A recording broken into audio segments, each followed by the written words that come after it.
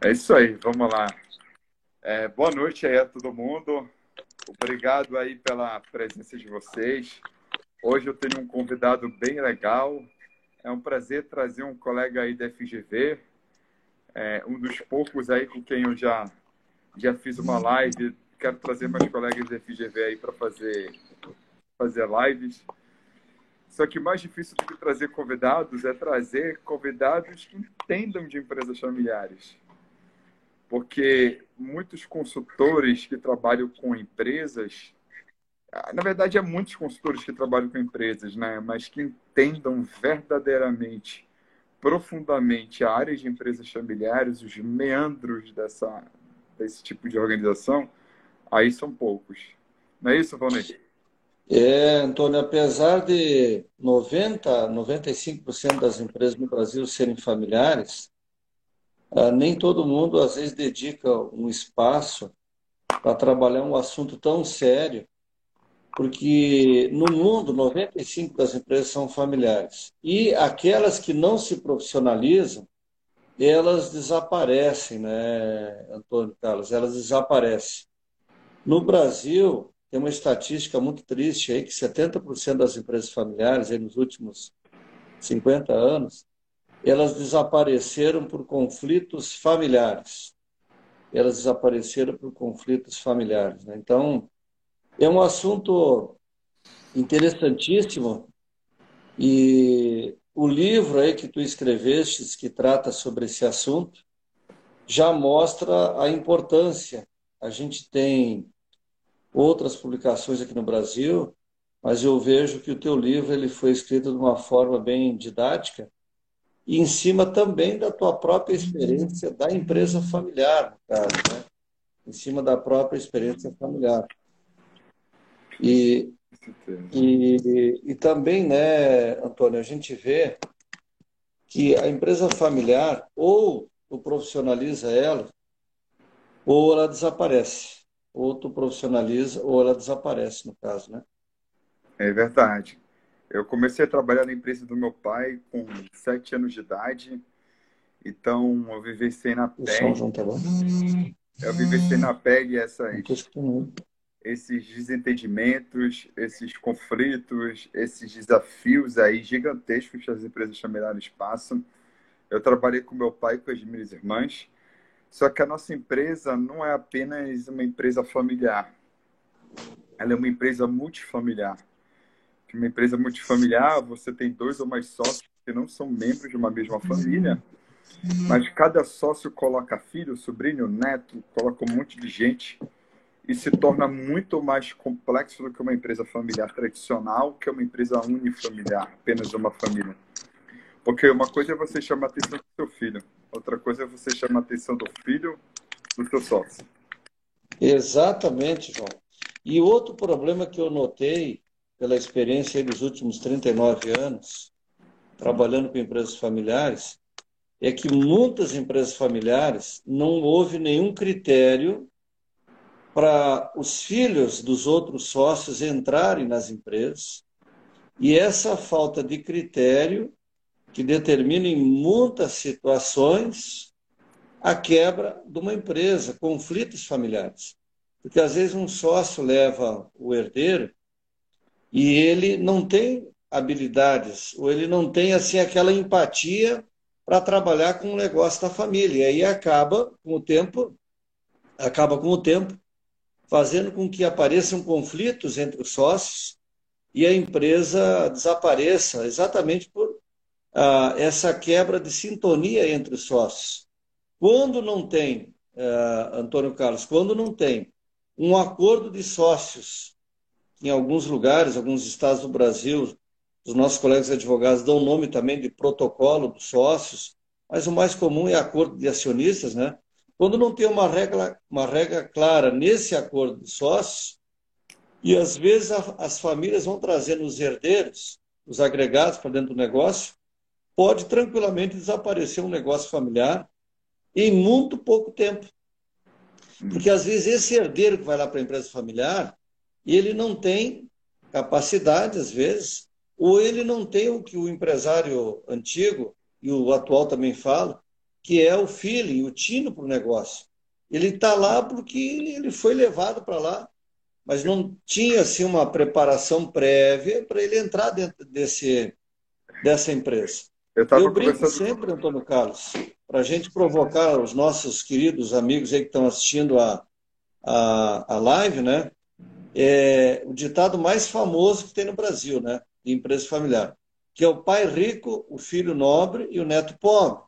Isso. Agora eu acrescentei mais um item, que é o bisneto revoltado, que é a quarta geração, Ah, né? eu Então, estava. a gente vê Aham. nas empresas multifamiliares, quando não tem o acordo de sócios, para a empresa quebrar e haver desavenças na gestão, é muito grande, viu, Antônio Carlos? É muito grande que eu tenho observado. Hoje eu estava conversando com uma cliente minha, a gente estava numa sessão de mentoria, e ela estava extremamente preocupada, porque na empresa familiar dela, todos os irmãos dela, a opinião dela, né? Todos os irmãos dela não tinham interesse na empresa, e ela era a única que tinha interesse. Assistindo. Só que alguns desses irmãos dela não sabiam exatamente o que fazer na vida. Como eles não sabiam o que fazer da vida, eles viam a empresa familiar como válvula de escape para poder buscar os seus rendimentos, para poder buscar os seus sustentos. A questão é o seguinte: quando você não dá o devido apoio para os membros da sua família, eles vão usar a empresa familiar como destino, como foco, como solução para os problemas deles. Quando você tem um protocolo familiar, quando você tem um conselho de família, onde você apoia os outros membros e você dá uma certa ajuda para eles encontrarem o seu objetivo de vida, o seu propósito, e até dá uma certa ajuda para eles empreenderem, não necessariamente financeira, mas em termos de conhecimento de gestão, de uma consultoria para eles, a probabilidade vai ser muito menor deles atrapalharem o dia a dia da empresa, porque eles vão ter o que fazer. Quando eles não têm o que fazer, eles vão para a empresa e atrapalham. Então, assim, você quer cuidar da sua empresa familiar? Cuide primeiramente da sua família. Eu costumo dizer que a empresa familiar é apenas a ponta do iceberg. Ela é apenas o ponto do iceberg. A família inteira é o iceberg submerso. Então, se você tem uma boa família bem administrada, é isso mesmo, a gente também tem que saber administrar a nossa família e as nossas relações, você vai ter uma boa empresa familiar. Então, não é ter uma boa empresa familiar para ter uma boa família, é primeiro ter uma boa família. Então, assim, às É, vezes você quer corrigir a empresa, não dá. Você tem que corrigir a família. Você tem que ir lá na origem do problema. eu tenho observado, Antônio Carlos, que uma das coisas que, com a ajuda dos nossos colegas advogados e contadores, dependendo do tamanho da empresa, é muito interessante a criação do conselho de família para aqueles assuntos que se referem à família serem tratados lá. E daí um representante da família, lá na empresa, se reportar a esse que representa a família. Quando é uma empresa pequena, uma empresa de médio porte, né? Quando for já uma empresa de grande porte, a lei das sociedades anônimas daí já vai exigir um conselho de administração e também um conselho fiscal. Agora, eu concordo contigo e tenho acompanhado, Antônio Carlos, isso também, assim, em muitas situações, o pai ou a mãe, aqueles que deram origem a essa família, que depois criaram uma empresa constituída pelo pai ou pela mãe, constituída pelo pai e pela mãe, né? Eu, inclusive, estou vendo aqui, assistindo a nossa live na noite de hoje, queria mandar um abraço muito carinhoso à dona Maria Cidalva lá, o Valdir, que são meus parceiros, o Ivanildo, inclusive uma grande empresa lá do Amapá chamada Armazém Santa Maria, que eu tenho a honra de atender eles lá já há alguns anos, né? Então, às vezes, quando um pai ou uma mãe constitui uma família e depois essa família acaba dando origem a uma empresa, é muito importante o pai e a mãe irem conversando com os filhos para ver exatamente dentro desse acordo de sócios ou nesse conselho de família, criar algumas regras para entrar familiares na empresa. Porque a empresa não pode ser o gerador de fluxo e caixa para toda a família. nem sempre a empresa tem condições de receber a nora, o genro, o primo, o tio dentro da empresa familiar.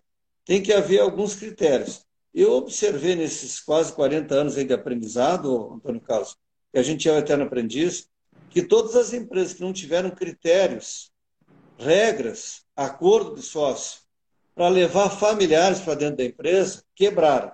Quebraram. Já é natural do ser humano pequenos conflitos. O poder, às vezes, lá no dia a dia da empresa, os irmãos ou as irmãs, às vezes, sem querer, um querendo ter um cargo melhor que o outro, ou ter mais poder que o outro. E, às vezes, esquece aquilo que é mais importante que o pai e a mãe criaram, que é, primeiro, ter uma família unida. Ter uma família unida. Eu vejo, Antônio Carlos, que um grande desafio é separar exatamente isso, as emoções da família lá dentro da empresa. No churrasco ou naquele peixe gostoso do fim de semana, a família não falar dos problemas da empresa. Separar a emoção da gestão. Isso é muito difícil de acontecer. Isso daí é um dos motivos, uma das maneiras que pode facilitar esse processo é você ter um líder tanto na empresa e um líder na família. Porque é muito difícil uma empresa familiar ter o mesmo líder nos dois mundos. E geralmente essas duas pessoas podem pensar, assim como elas podem pensar de forma diferente, elas podem ter a mesma mentalidade. Só que ao mesmo tempo, como conseguir balancear esses dois lados? Porque você tem uma família que é permeada por emoções, sentimentos, carinho, amor e cooperação. Você tem a empresa do outro lado que é totalmente diferente, é permeada pela racionalidade, pelo dinheiro, pelo poder, pela competição. Então você tem que conciliar dois mundos totalmente antagônicos em um só, chamado empresa familiar. Então, assim, empresa familiar, na verdade, não é algo que tem que ser feito para qualquer família. Você, antes de criar uma empresa familiar, você tem que preparar a sua família para trabalhar em conjunto. Essa é a melhor Exatamente. coisa que deveria ser divulgado para se criar uma empresa familiar. Porque a maioria das empresas no Brasil cresce como familiar porque às vezes você precisa de um sócio. E a pessoa que você mais confia como sócio é alguém da sua família. Então você convida o seu irmão, o seu pai, enfim, seja lá que for da sua família, para ser seu sócio. Então, assim, é muito fácil constituir uma empresa familiar. Agora, manter uma empresa familiar e transformar essa empresa familiar numa família empresária, que é totalmente diferente de ser uma empresa familiar, é outra história. A gente tem uma pergunta aqui, Volney, aqui no ponto de Vamos lá. interrogação, aqui no meio, do Hélio René Lopes. Qual sugestão de composição de um conselho de família? O Hélio, Antônio, ele é um grande parceiro meu aqui na região da Serra, ele é de Flores da Cunha, e essa questão do conselho, da composição, ele envolve capacidade das pessoas para montar esse conselho, né? Capacidade, equilíbrio, tem que ser pessoas sensatas que possam, vamos dizer assim, lá nesse conselho, o próprio nome diz conselho, aconselhar, né? Então, são pessoas que deveriam ser dotadas de poder de negociação, persuasão, equilíbrio, mas, acima de tudo, pensar exatamente na profissionalização da empresa familiar. É necessário, Hélio, que o fundador ou a fundadora queiram fazer esses conselhos. Porque quando a gente chega na empresa familiar, e o Antônio Carlos também tem essa experiência de chegar na empresa familiar, se o fundador ou a fundadora da empresa, ou os tios ou os primos, não querem profissionalizar e deixam a família predominar dentro do negócio, e às vezes quem está lá da família, ele não tem a capacidade, o equilíbrio, às vezes nem para estar dentro da empresa, porque às vezes ele entrou sem nenhum critério dentro da empresa, ele também às vezes não tem culpa. Então a gente tem que capacitar tanto o profissional que está nesse conselho, essa pessoa que é da família, com cursos, com conhecimento, mas, acima de tudo, um cuidado muito grande para não fazer com que a família se desagregue. Eu lembro um grande exemplo, Antônio Carlos, do maior grupo empresarial do Brasil na década de 50 e 60, que era o Grupo Matarazzo. Mais de 300 empresas. Desapareceram tudo, né? A Isso. gente vai lembrar de Mapping, de Mespla, Arapuã, de grandes empresas. Lagfa, Isso. que eu Lá sempre naquela, conheço. naquele estado maravilhoso, que eu tenho um carinho muito grande, chamado Pará, Pará, né? Isso. Tu vai lembrar de empresas lá que desapareceram também, Ah, que não houve o fundador preocupado com o negócio, e a gente não quer aqui culpar ninguém da família, porque às vezes naquela correria do dia a dia, ele não para pensar no assunto sucessão, profissionalização. E surge às vezes um ah, plano de saúde, né?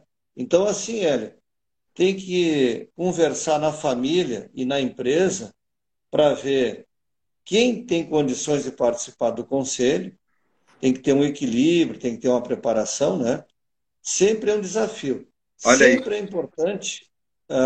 Sempre é importante a presença de pessoas externas para ajudar nessa composição do conselho. Cristina Xavier aí se apresentando, dizendo que ela é de Montes Claros.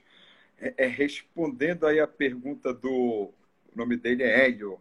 Vamos lá. Hélio, depende muito do tipo de empresa, do porte, do segmento dela de atuação.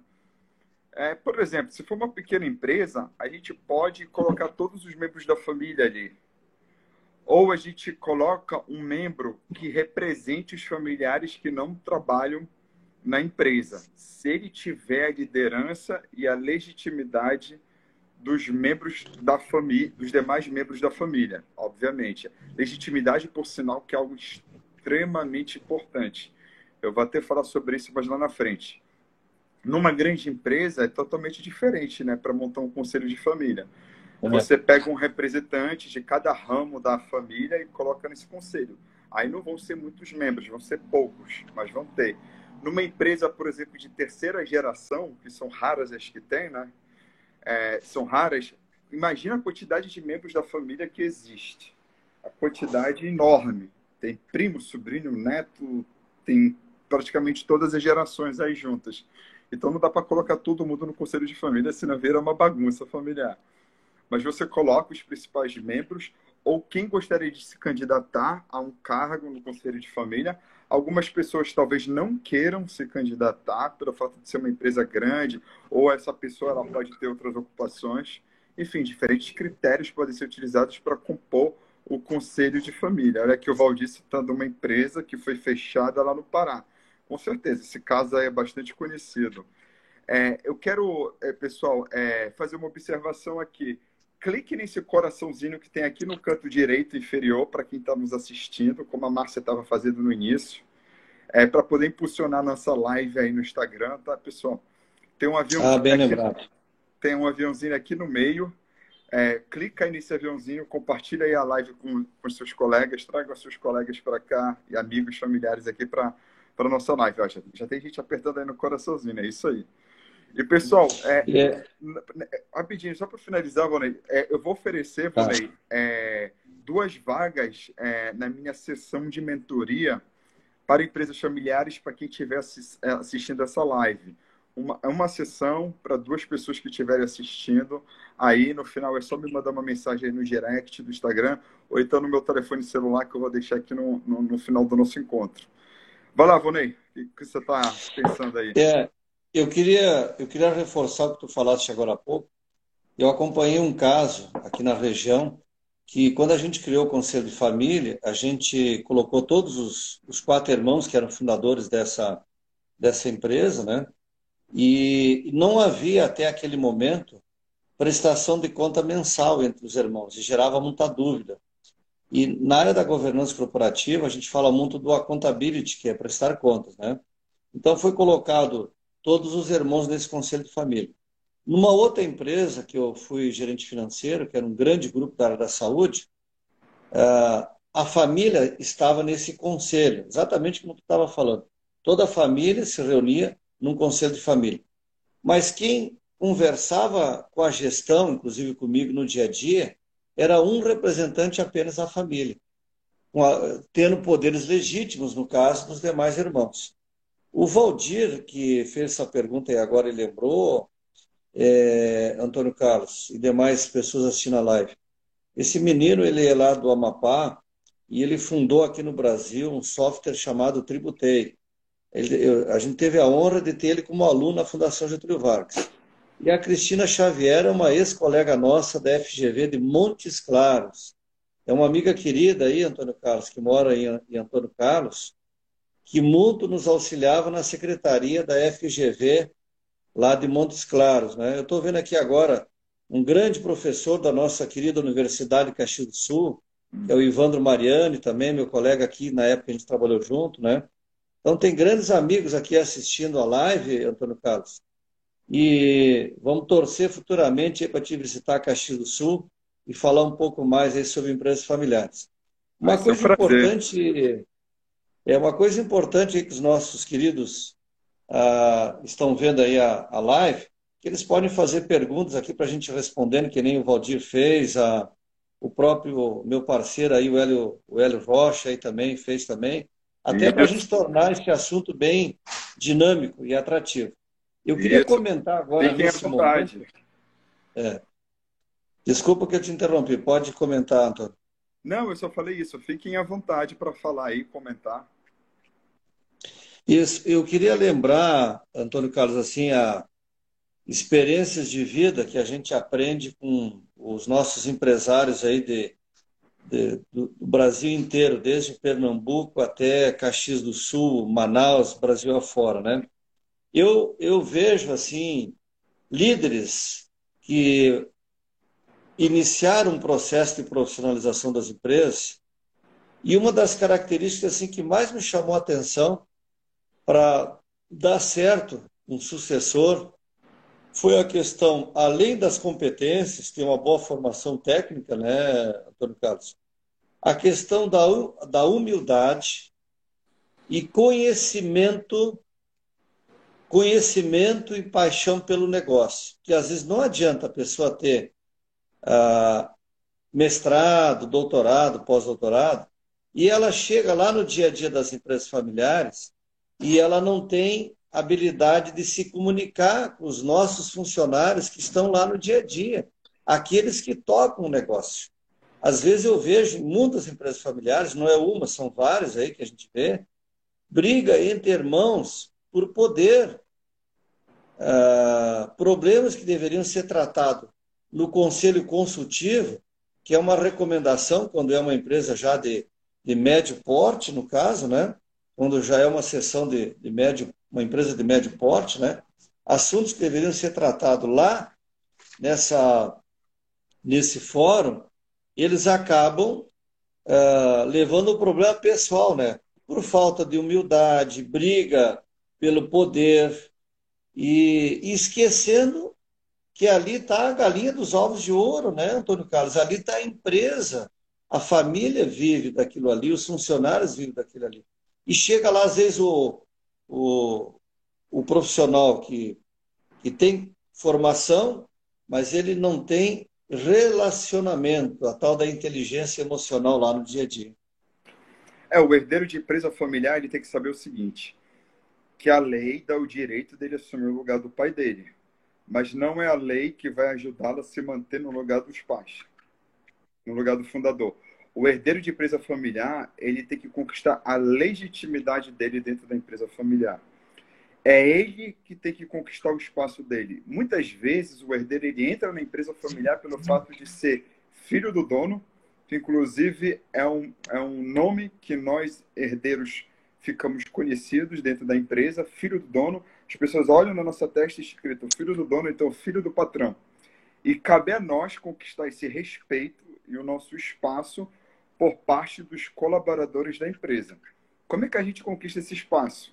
Bem, é muito simples de falar, só que na hora de colocar em prática é outra história. Por exemplo, sendo o primeiro ou um dos primeiros a chegar na empresa, sendo o último ou um a sair da empresa, mostrar humildade, o que o Volney falou é importantíssimo, demonstrar humildade, Porque tem herdeiro de empresa familiar que eu já vi, que ele chega na empresa, o cara fez faculdade, fez MBA, fez Empretec, se bobear, o cara fez até intercâmbio no exterior. Ele já chega, às vezes, na empresa familiar achando que ele já sabe tudo. E ele já quer consertar todos os erros de uma vez só. Ele fica angustiado vendo aqueles erros acontecendo. E toda empresa vai ter erros, não tem jeito. Toda empresa vai ter limitações. Uma empresa é feita por pessoas, e pessoas não são perfeitas. Consequentemente, empresas familiares, muito menos. Ainda mais quando você envolve negócios e família ao mesmo tempo. Então, o herdeiro de empresa familiar, às vezes, ele tem muita energia, muita gana de querer passar por cima de todos e não consegue. Ele tem que tomar muito cuidado também para respeitar os fundadores.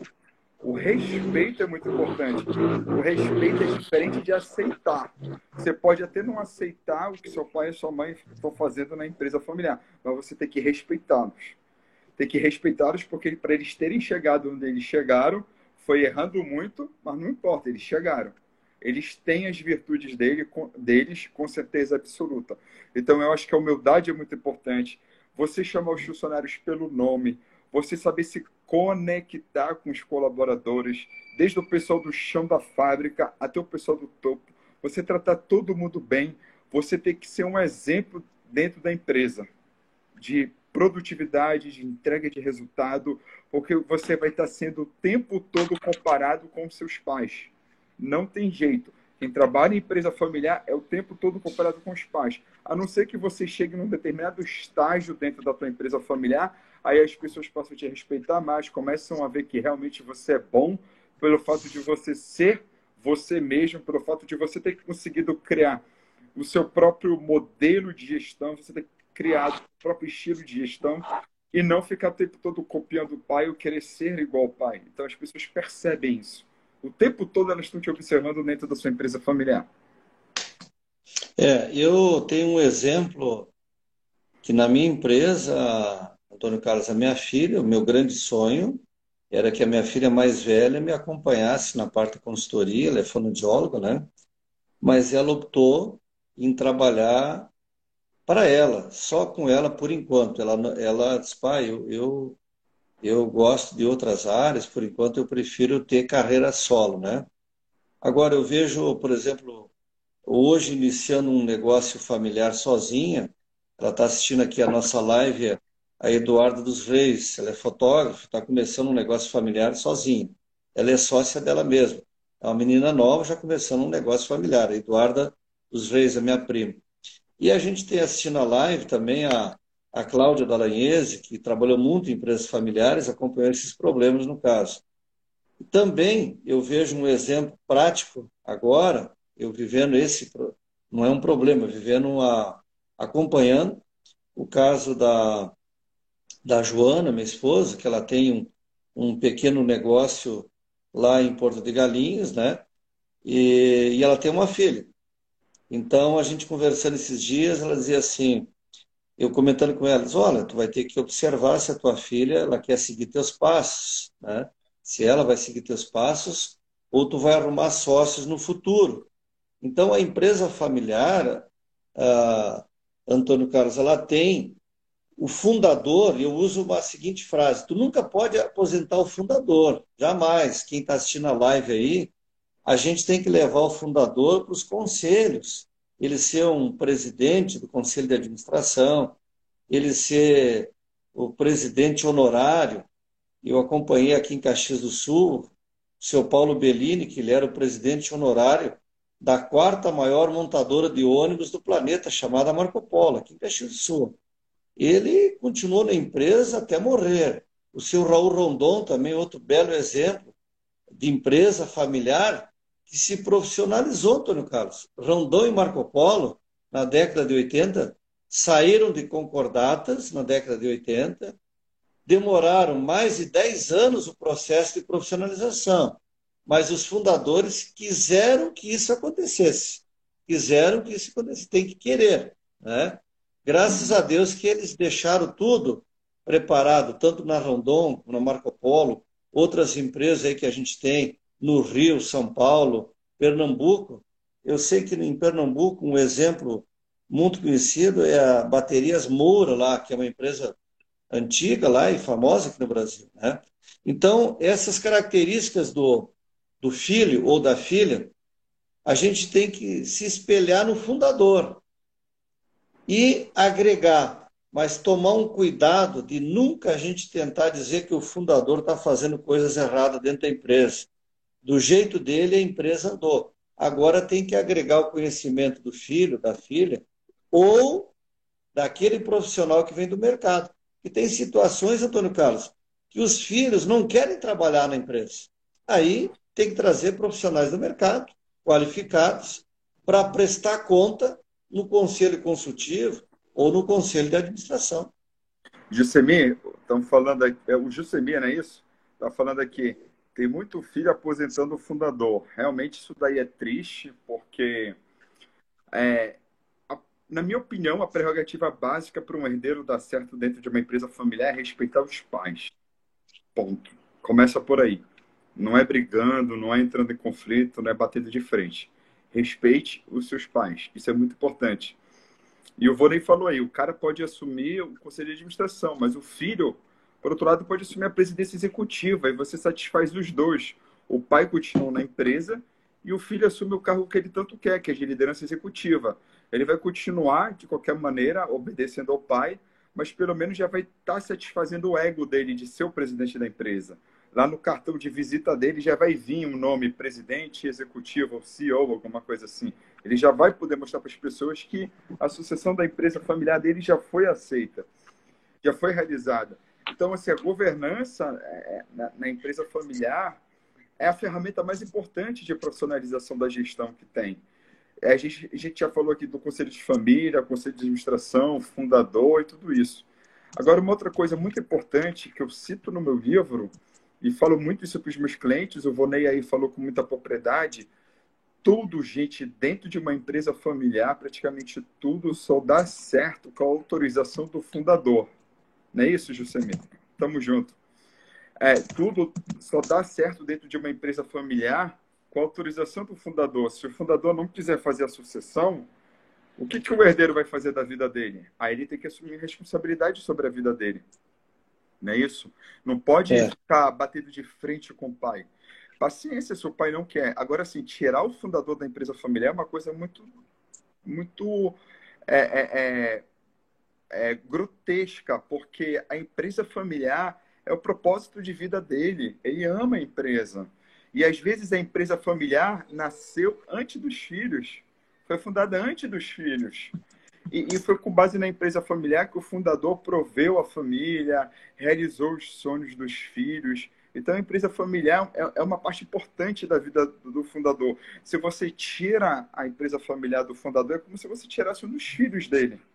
Tu pode matar ele, né, Antônio Carlos? Pode Pode, matar o fundador. pode matar o fundador. Então, pelo amor de Deus, não faça isso. A não ser que o fundador, ele mesmo tome a iniciativa e diga, eu não quero mais trabalhar na minha empresa, podem tocar os negócios. Aí é outra história. Ele tomando a iniciativa. Mas, pelo amor de Deus, não faça isso com o fundador. Tenha um respeito e carinho por ele. Olha aí o Exato. texto do Hélio. O Hélio está nos falando aí recomendações básicas, Antônio Carlos, que a gente comenta, e também eu sei que tu também observa muito isso. Às vezes aquele filho de uma empresa familiar, para ele não ir diretamente para a empresa familiar, a gente recomenda que ele, às vezes, vá trabalhar de empregado, de funcionário em outras empresas. Com Para ele certeza. aprender a cumprir horário, receber ordens. Porque ele trabalhando um tempo em outras empresas, ou se ele for direto para a empresa familiar, eu sempre recomendo que ele passe por todos os setores da empresa, antes de assumir qualquer cargo de liderança. Até para ver se ele gosta daquele negócio familiar. E nesse meio tempo ele pode desistir e continuar na empresa familiar. Com certeza. Concordo. O Hélio está dizendo aqui, muitas empresas familiares, na figura dos pais, é de estimular os seus filhos em... Eu não entendi a próxima palavra. Antes de assumir a gerência da sua empresa. Ir para o mercado de trabalho, para adquirir experiência e depois retornar. Foi exatamente o que você comentou, né? Foi em cima do comentário dele. Aí o Jusemir praticamente tira a vida do fundador. É isso mesmo, Jusemir? O Jusemir, Antônio Carlos, ele foi nosso aluno da Fundação Getúlio Vargas, na bela cidade de Lages, aqui no Rio Grande do Sul, se não falha a memória, né? A, a, tem uma outra amiga aqui de muito tempo, ela falando do exemplo, a Rosmari falando do exemplo da Sacaro. A Sacaro Móveis é outro exemplo aí de empresa que foi se profissionalizando, de origem familiar. Se eu não me engano, deve estar na terceira geração agora, terceira geração, segunda ou terceira, né? Então, a gente sempre diz assim, Antônio Carlos, que a empresa familiar, ela tem uma importância tão grande na economia brasileira que a gente nota que hoje o assunto governança corporativa ele já está mais assimilado pelos fundadores. Porque o empresário ele se encontra lá numa entidade de classe e um comenta com o outro, olha, tu já chamou o Antônio Carlos, tu já chamou o Volney, tu já chamou o profissional tal, para começar a fazer esse processo de profissionalização. Então, hoje a gente já nota que já há um estímulo. Os fundadores já sabem dessa necessidade. A dificuldade que eu queria que tu comentasse, até pela tua experiência, Antônio Carlos, é assim, é como dar o pontapé inicial. Uhum. Dar o pontapé inicial dentro da empresa familiar, o início do herdeiro na empresa familiar? É o fundador em que momento ele precisa começar a se preocupar com isso. É quando ele Ah, sim. já está começando a ficar cansado, Não, não. ou quando os amigos deles dizem assim, olha, o que está acontecendo? Tu não acompanha mais a gente numa pesca, tu já não tem ido tanto para a praia, tu não está sobrecarregado lá na empresa, Eu, né? eu costumo dizer o seguinte, das duas, uma. Ou você começa a se preocupar com a sucessão, quando você começa a discutir com a sua esposa sobre a possibilidade de ter filho, exatamente isso, com muita antecedência, ou no máximo quando você descobre que a sua esposa está grávida. Se não deu para começar a trabalhar a sucessão antes da sua esposa, de você descobrir que a sua esposa estava grávida, então comece a se preocupar com a sucessão quando ela, a partir do momento que ela engravidou. Porque, vamos lá, você precisa desenvolver dois tipos de habilidades em qualquer profissional. E no herdeiro de uma empresa familiar, isso não é diferente. As hard skills e as soft skills. A primeira são habilidades técnicas e a segunda são habilidades de relacionamento. E hoje a gente vive num mundo cada vez mais escasso de líderes. Essa que é a verdade. E a sucessão na empresa familiar, você tem que formar um líder, né, para liderar essa empresa. Quem vai ser esse novo líder? Quais são as competências e habilidades que ele vai ter? Não adianta o cara ser apenas um gestor. Ser um gestor é diferente de ser um líder, apesar das duas coisas se complementarem muito bem. Não basta ser apenas um gestor, tem que ser um líder. Ah, mas todo gestor é líder? Não, não necessariamente. Então, para você ser um líder, quanto mais você cresce na hierarquia da empresa, mais você precisa de soft skills. E essas soft skills você desenvolve muito melhor no seu filho quando ele é criança. Quando a sua esposa está grávida, você já consegue se conectar com o filho. Ele já começa a chutar a barriga da sua esposa. Você já consegue se conectar com ele. É muito legal desenvolver uma química. O meu pai, por exemplo, me levava para a empresa dele, começou a me levar para a empresa dele a partir dos 7 anos de idade. Leve os seus filhos para a empresa. É importante eles conhecerem mais sobre a sua vida profissional, saberem o que você faz. Com certeza eles vão estar super curiosos, vão gostar muito de conhecer a sua empresa, fazer uma bagunça lá, brincar na sua empresa. Claro. Faça isso, converse com eles sobre o seu trabalho. Então, essas soft skills e essa familiaridade com a sua empresa é muito mais fácil de se fazer quando os filhos são pequenos, são crianças. Porque a criança ela absorve as coisas com muito mais facilidade. A criança ela é uma esponja. Então, as soft skills são muito mais fáceis de serem desenvolvidas na infância. Capacidade de se relacionar, de se conectar, empatia, resiliência, controle emocional, que esse mundo VUCA que a gente está vivendo está exigindo cada vez mais habilidades de soft skills. Antônio Carlos, a gente, assim, não existe um modelo, uma receita de bolo perfeita para fazer a profissionalização. Mas eu concordo contigo, porque ele, desde pequenininho, que nem foi o teu caso, começa a entrar na empresa familiar para ver valores do fundador dentro da empresa, relacionamento, respeito, conhecer os principais produtos da empresa, né?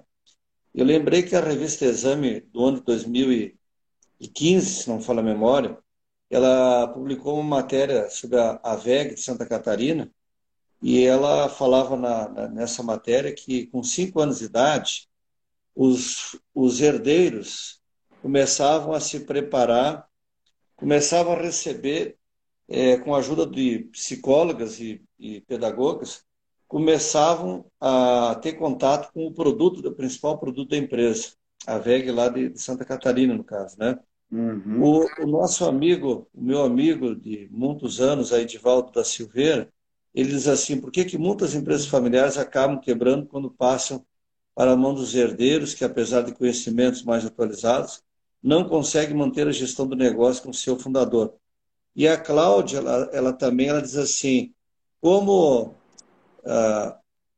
eu vou respondendo, Antônio Carlos, a pergunta eu vou respondendo a pergunta essa que eu acabei de ler agora, né? Então, Vamos dar assim, prioridade e responder as perguntas. Vamos focar nas perguntas, que tem isso. perguntas muito boas aí. A pergunta do Divaldo ali, quando entra os herdeiros, Divaldo, nem todo herdeiro é sucessor, acabam quebrando exatamente porque às vezes falta preparação, às vezes aquilo não é aquilo que o herdeiro gostaria de fazer e ele está lá dentro da empresa familiar. E muitos fracassaram por falta de empatia, humildade, relacionamento, achando que só sendo filho do fundador, seria suficiente. E mais que ser filho do fundador, tem que reunir várias habilidades, competência, mas eu digo sempre, eu observo muito a questão da humildade, relacionamento, capacidade de querer continuar aprendendo, né? E respeitar o que o pai e a mãe criaram. Mas mais ou menos é isso, viu, Divaldo? Mais ou menos é isso aí. Eu vou deixar, Antônio Castro, responder a pergunta da Cláudia Dallagnese ali. Ela fala o problema quando o fundador ou o filho é onipotente. Se tu puder só reler ela ali, por gentileza. Com certeza. Eu estou gostando muito das perguntas desde o início aqui da nossa live. E essas perguntas aí do Divaldo, por exemplo, e da Cláudia, eu já fiz lives. Dallagnese? Eu já fiz. Oi? Cláudia Dallagnese? Isso, eu já fiz lives só para responder essas perguntas aí, só com base nessas duas perguntas. A Cláudia, como devem proceder os sucessores quando o fundador tem atitude onipotente? Vamos lá. Às vezes tem que dialogar, mas às vezes o diálogo ele não é suficiente. E não é, às vezes, apenas por causa que o fundador não sabe dialogar. É os herdeiros que não sabem como se dialogar e se conectar com os pais. Isso pode acontecer. Uma outra situação que você pode fazer é chamar um especialista em empresas familiares para poder conversar com o pai sem compromisso. O pai pode querer ouvir alguém de fora muito mais do que ouvir alguém de dentro. Inclusive, tem gente que fica chateado com o consultor por causa disso. Pô, traz o consultor, ele fala a mesma coisa que a gente fala aqui e o patrão aceita. Mas, infelizmente, isso é uma verdade. O consultor ele tem essa vantagem de ser neutro na empresa familiar. Então, o fundador ele vai pensar que aquele funcionário, aquela pessoa, vai estar defendendo alguma ideia, vai estar do lado de algum dos grupos de interesses dentro da empresa. O consultor não, ele chega totalmente neutro. Não tem como você julgar o consultor, porque você está conhecendo ele naquele momento. O único interesse do consultor é ver a empresa familiar prosperar, acabou. Sem necessariamente atender alguma das ramificações da família. Agora, Cláudio, mesmo que depois de tudo isso seja feito e várias outras coisas que podem ser feitas, enfim, aí, se não der certo, aí o herdeiro tem que tomar a decisão que talvez seja a mais importante da vida dele. Será que eu continuo na empresa da minha família, ou será que eu saio? Foi justamente a decisão que eu tive que tomar na minha empresa familiar. E é muito complicado, porque o herdeiro de empresa familiar ele tem receio de tomar essa decisão, porque ele pode ser considerado um traidor. Os pais, a família pode dizer, Exato. nós fizemos essa empresa familiar para você, por você, pensando em você. Inclusive, eu sustento meu neto, seu filho, através dessa empresa familiar, e você quer sair daqui. Enfim, a chantagem emocional pode até acontecer. Pode acontecer de tudo nesse momento. E é um momento muito traumático para ambas as partes. E tem muito herdeiro que não sai da empresa, fica na empresa, casa, tem filhos, fica com 50 anos, chega aos 50 anos de idade, se bobear, se der aos 60, mas está lá ainda trabalhando com o pai. Eu já vi casos de empresas familiares assim, e o herdeiro totalmente desmotivado, triste, beirando a depressão, porque ele não conseguiu realizar os sonhos dele, seja dentro da empresa ou seja fora. Aí ele tem que tomar uma decisão. Será que ele continua na empresa ou não? E tem um pulso firme para tomar essa decisão. Porque ele tem que assumir a responsabilidade sobre a sua vida, sobre a sua carreira, e não deixar essa responsabilidade na mão dos pais. Exato.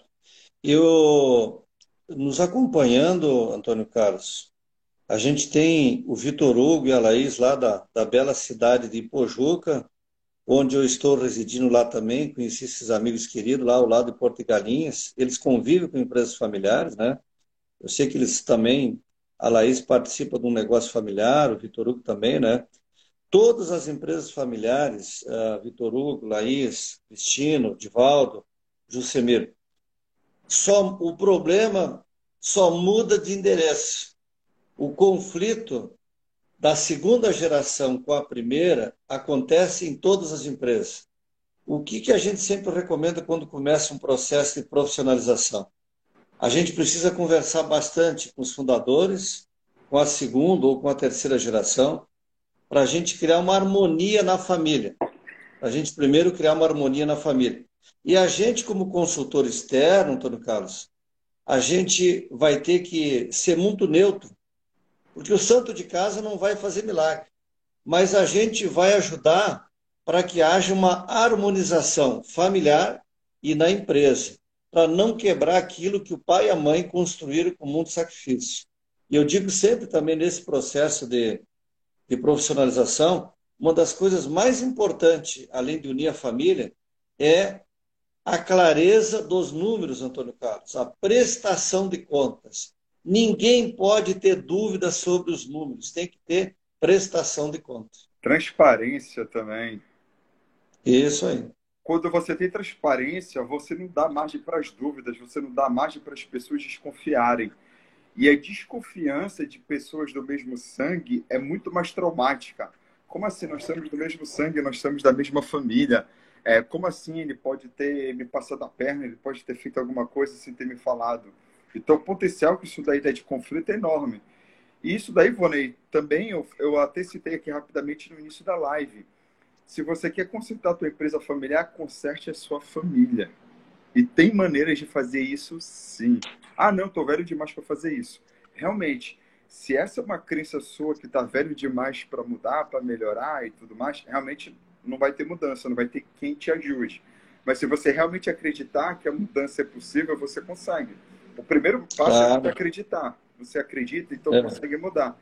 Então, pessoal, você muda a empresa familiar mudando a família primeiro. Agora, tem algumas coisas que a gente pode fazer em empresa familiar, depende do que seja, que você pode mudar apenas a empresa familiar e a empresa familiar aí já consegue ter bons resultados no mercado.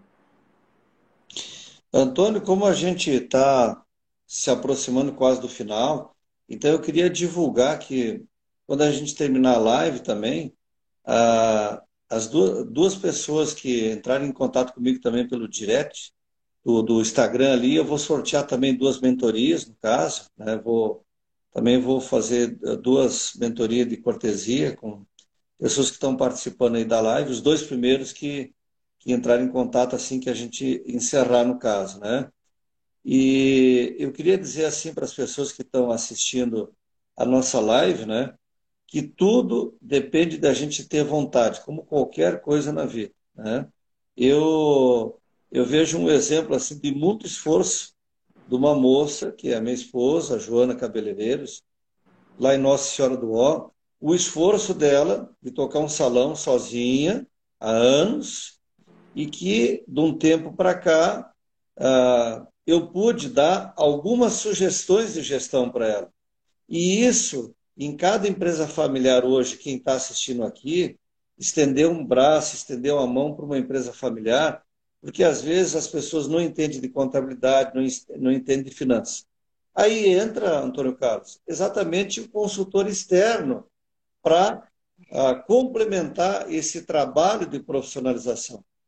A família não vai conseguir fazer isso sozinha, porque ela está envolvida emocionalmente. Então, todas as empresas que fizeram esse processo de profissionalização, sempre tem que vir alguém de fora para somar esforços e fazer esse processo de profissionalização.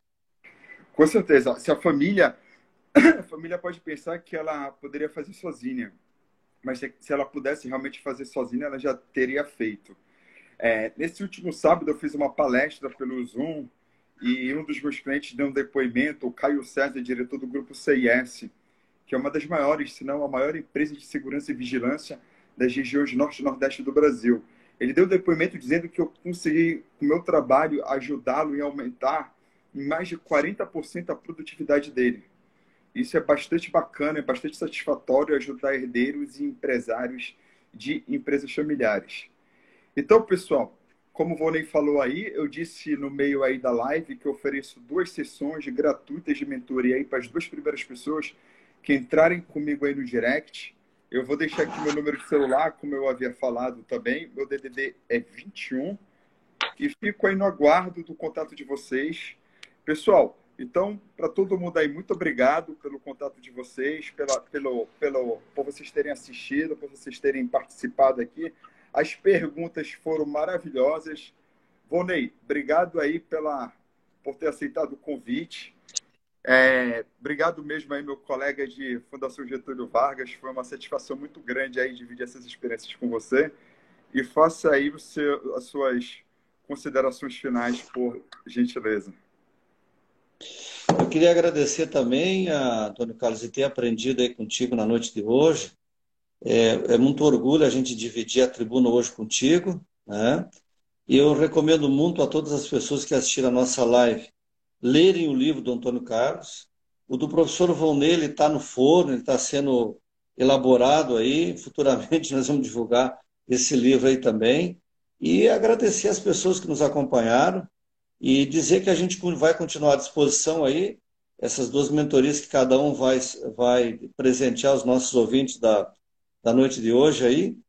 E só gratidão a todos aí pela troca de experiências, né? Porque a gente é o eterno aprendiz, né, Antônio Carlos? Nós só tem que te agradecer a oportunidade aí da gente fazer essa dobradinha na noite de hoje. Com certeza. Obrigado aí pelo carinho, pelas mensagens aí que as pessoas estão mandando. Pessoal, um beijo no coração de todo mundo, bom descanso a todos. Fiquem com Deus. Tchau, tchau, pessoal. Tchau, Vonei. Fique com Deus aí, pessoal. Tudo de bom. Tchau.